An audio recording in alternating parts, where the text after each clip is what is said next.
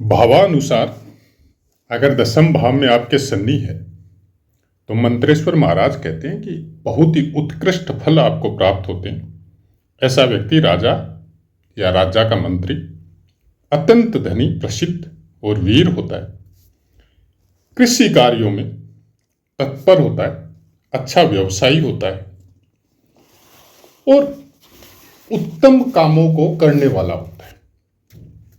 ये भावानुसार है कि दसम भाव में अगर बलवान हो के शनि अच्छे भावों के अनुसार या अच्छे ग्रहाधिपति के अनुसार दसम भावस्थ हो तो उत्कृष्ट फल प्राप्त होते। लेकिन हम लोगों की चर्चा है कन्या लगन की, और कन्या लगन में शनि पंचमेश और षष्ठेश दोनों का स्वामित्व प्राप्त होता है। तो जब पंचमेश आपके दसम स्थान में बैठता है, उसके फल बहुत अच्छे बताए हैं, क्योंकि सुतेश पंचमेश सुतेश भी होता है।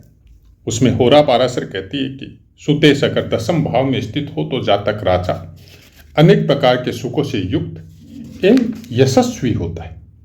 लेकिन अगर षष्ठेश दसम में हो तो जातक अपने कुल में विख्यात पिता का या पिता के साथ थोड़ी अनबन, वक्ता, अच्छा वक्ता, परदेश में रहने से अत्यंत सुखी होता है। तो जैसा कि नियम है, शुरुआत जो 1 या 2 मिनट का है, जो पुस्तक में लिखा है हम वक्षरस वैसा का वैसा ही आपको बताते हैं। और इसके बाद का जो पार्ट अभी चालू होगा उसमें दृष्टियां भी आएगी, वो भी पुस्तकों के अनुसार होती। उसमें भावानुसार या भावेश के अनुसार या नवमांश के अनुसार या दशा महादशाओं में क्या क्या बताया गया है, सबको मिक्स करके बताया जाता है आपको। हाँ, ये अलग बात है कि आप बोले कि सब कुछ पुस्तकों के अनुसार ही हो, तो वो संभव भी है और नहीं भी है। क्योंकि इतनी पुस्तकें जब आप पढ़ते हैं ज्योतिष की, तो कौन सी बातें कहाँ लिखी हुई है उसको थोड़ा खोजना असंभव तो नहीं बोल सकते, लेकिन थोड़ा मुश्किल होता है। इसलिए हम प्रायकर बोलते हैं कि जब भी आप ज्योतिष की शिक्षा लेना चाहते हैं या ज्योतिष के विषय में थोड़ी बहुत भी जानकारी करना चाहते हैं, तो केवल चैनलों के ऊपर जो सोशल मीडिया में बताया जाता है उसके ऊपर आश्रित मत रहिए। अच्छी पुस्तकों का श्रवण कीजिए, पठन कीजिए, और जो अपने गांव देहात में पुराने बुजुर्ग जो ज्योतिष से संबंधित जानकारी रखते हैं उनके सानिध्य में बैठिए, उनसे भी कुछ शिक्षा ग्रहण कीजिए। क्योंकि जितना ज्यादा आप अभ्यास करेंगे और जितना ज्यादा आप विद्वानों की संगति में बैठेंगे, ये ज्ञान उतनी ज्यादा मात्रा में आपके अंदर प्रवेश करेगा। ये कोई ऐसा ज्ञान नहीं है कि आप किसी पुस्तक को पढ़ने के बाद में आप उसका आंसर देके आप एग्जाम को पास कर सकते हैं। ऐसा ज्ञान नहीं है ज्योतिष। ज्योतिष है, ज्योतिष आपके मनोभावों को कंट्रोल करता है। ज्योतिष की सबसे बड़ी खास विशेषता यही है कि आप जब ग्रहों के कारकत्वों को जानने लगते हैं और उस भाव के कारकत्वों को जानने लगते हैं, तब आपको फल समझने में थोड़ी आसानी होती। क्योंकि जैसे ही आप कारकत्वों के विषय में जानकारी करते हैं, उसको अपने हृदय में स्थान देते हैं, तो आपकी कुछ चीजें ऑटोमेटिक आपके शरीर में एक्टिव होती है। उसमें आप अपने मस्तिष्क को सबसे ज्यादा प्रधानता दे सकते हैं, क्योंकि मस्तिष्क में बहुत सी ऐसी स्थान या ऐसी नसें हैं जो सुप्त अवस्था में बच्चे के अंदर पैदा होती है और मरते दम तक वो सुप्त अवस्था में ही रहती है। ये साइंस भी मानता है, क्योंकि सबका मस्तिष्क कुछ परसेंटेज में एक्टिव होता है।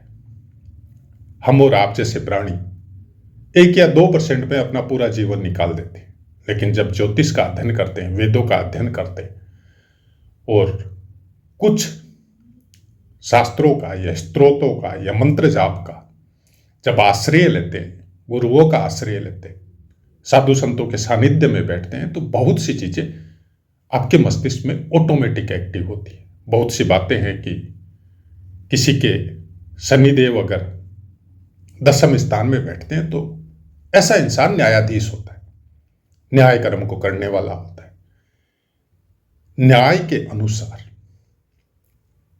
सबका भला करने वाला होता है, ईश्वर के नजदीक होता है।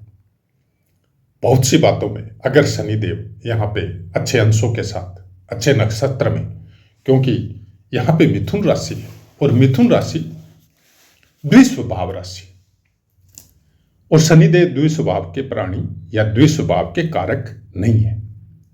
तो पहली बात तो आपको यह देखना पड़ेगा कि यहां पर आपका मन थोड़ा स्थिर नहीं रहेगा। शनिदेव कुछ करवाना चाहते हैं, आप कुछ करेंगे, कुछ समय तक उसमें लगे रहेंगे, और जब समय आएगा कि अब यह काम पूर्ण होने वाला है, उसी समय में आप तंग आके उसको छोड़ देंगे। ऐसा कुछ स्वभाव दशम स्थान के शनिदेव का मिथुन राशि में रहने से बनता है। लेकिन जैसे ही नक्षत्रों में जाते हैं, पहला नक्षत्र मृगशिरा का आता है, जिसका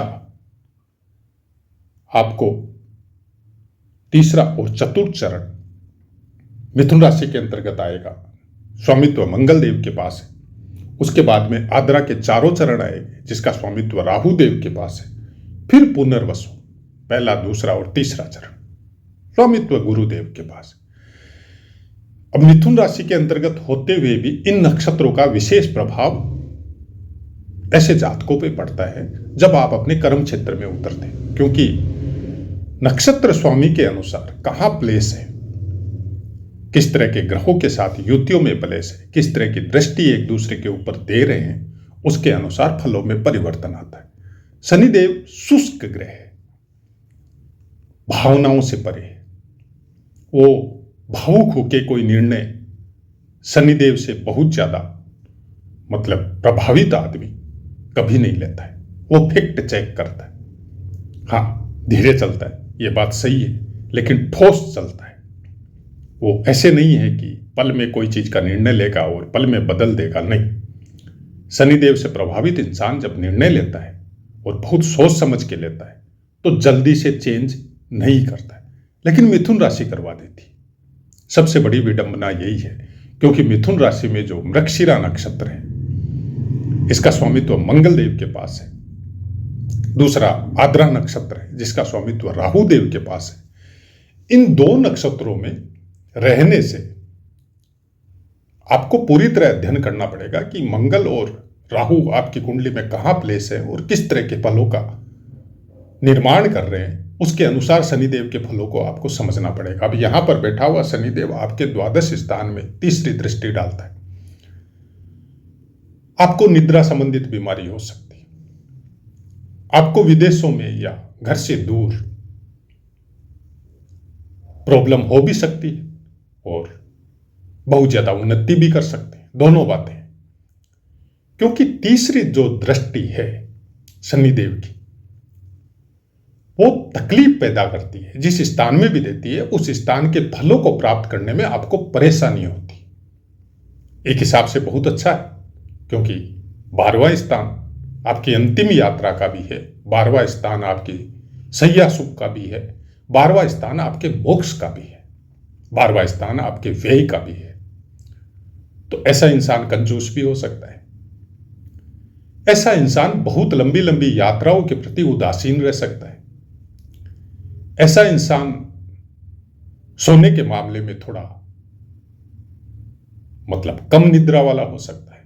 एनी टाइम वर्क में लगा रहना, एनी टाइम कर्मों में लगा रहना, समय नहीं हो भोग विलास के लिए, घूमने फिरने के लिए, ऐसी कुछ चीजें आपके साथ हो सकती है। सप्तम दृष्टि चतुर्थ स्थान, धनु राशि, माता के स्वास्थ्य में कोई प्रॉब्लम कर सकता है। धन संपत्ति या स्थिर संपत्ति के लिए बहुत अच्छा है। लेकिन जहां बात आती है जीव की, क्योंकि दृष्टियां उस स्थान से संबंधित रिश्तों में, उस स्थान से संबंधित जीवात्मा को तकलीफ दे सकती। माता से ट्यूनिंग में प्रॉब्लम आ गई, माता के साथ रह रहा है तो माता के स्वास्थ्य में प्रॉब्लम आ गई, ऐसी कुछ चीजें आपके साथ हो सकती है। घर की सुख शांति में कोई प्रॉब्लम आ गई, आपको मानसिक व्यथा ज्यादा मिल रही है, उसी वजह से आप निरंतर अपने घर से दूर ही रहने की कोशिश करते हैं, निरंतर अपने कामों में लगे रहते हैं। हाँ, ये बात सही है, बहुत धनी हो सकते हैं, बहुत नामी हो सकते हैं, बहुत बड़ा व्यवसाय हो सकता है, लेकिन जैसे ही घर में प्रवेश करते हैं तो शांति खत्म। तो प्राय कर ऐसा आदमी घर से दूर रहना ज्यादा अच्छा महसूस करता है।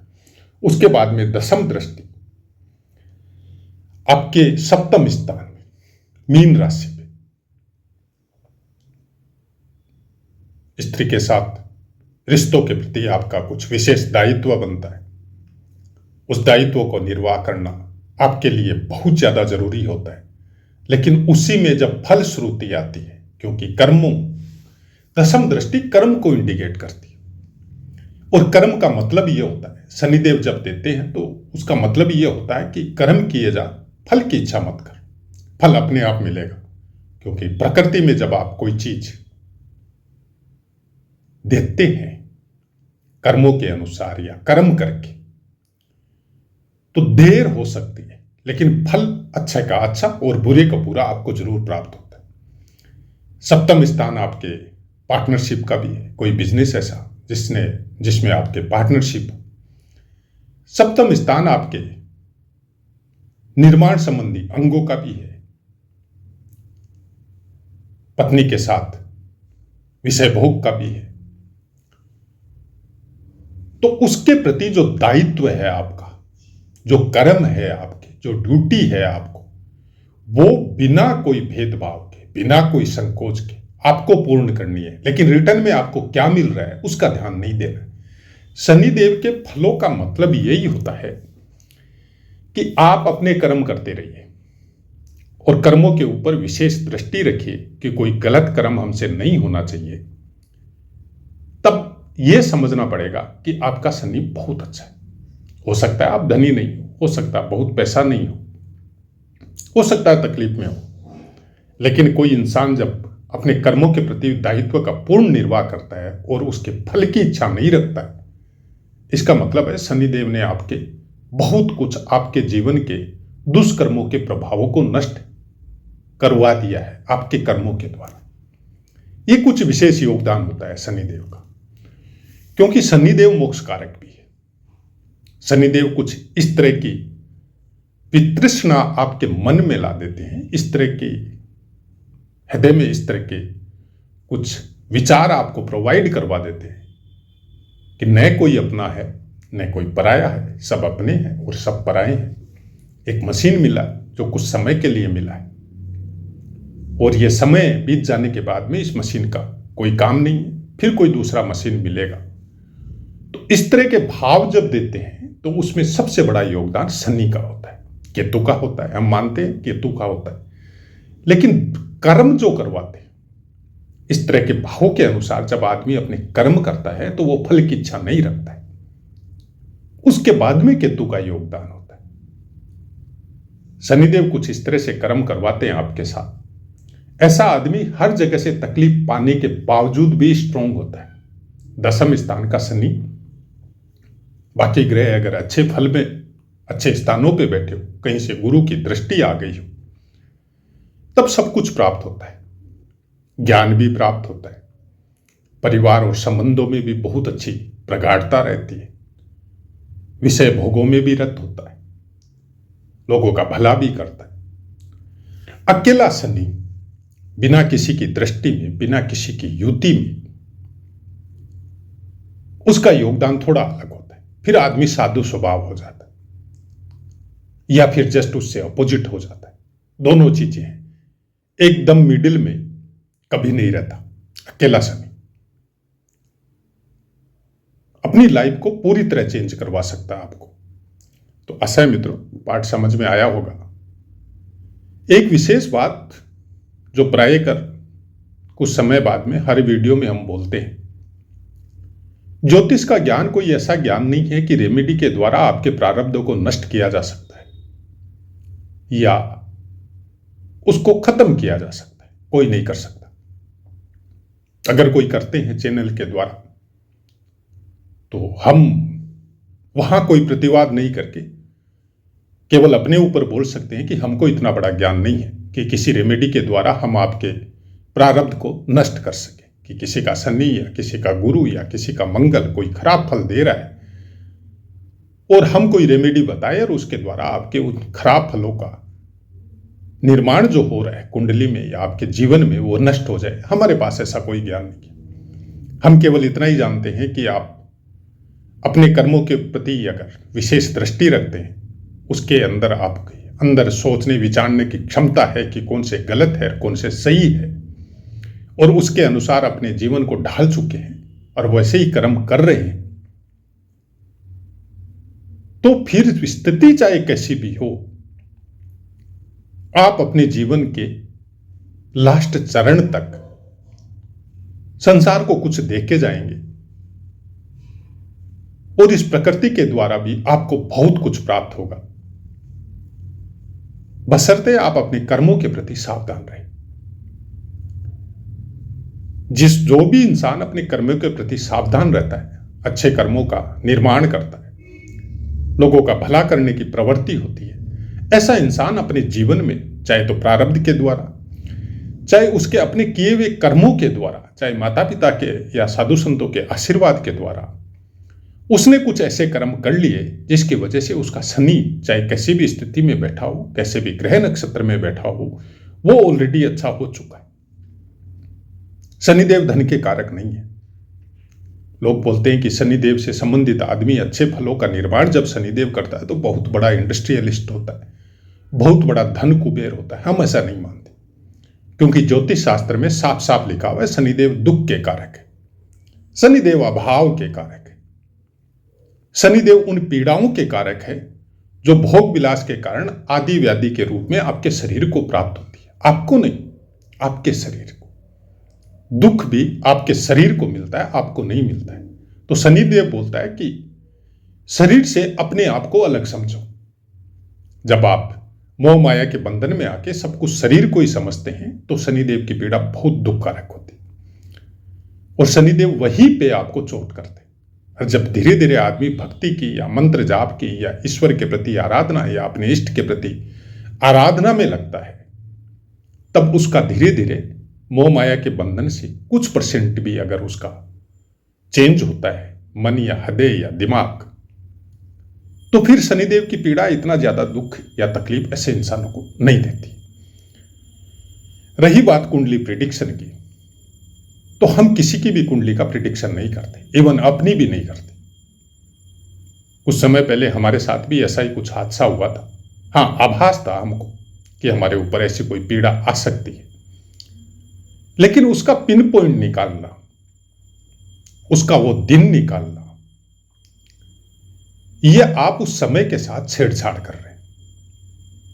आप अपने आप को कुछ इस तरह के भावों में या धर्म के साथ या ईश्वर के प्रति आराधना के साथ अपने आप को जोड़िए कि वो पीड़ा भी आपको बहुत कुछ सिखा के और बहुत कुछ दे के जाएगी, आपके जीवन को परिवर्तित करके जाएगी, आपको अच्छे फलों का निर्माण करवा के जाएगी। तो कुंडली प्रिडिक्शन हम नहीं करते। तो आशा है मित्रों आपको पाठ समझ में आया होगा। अब अपनी वाणी को विराम देते हैं, आपसे आज्ञा लेते हैं। जय माता।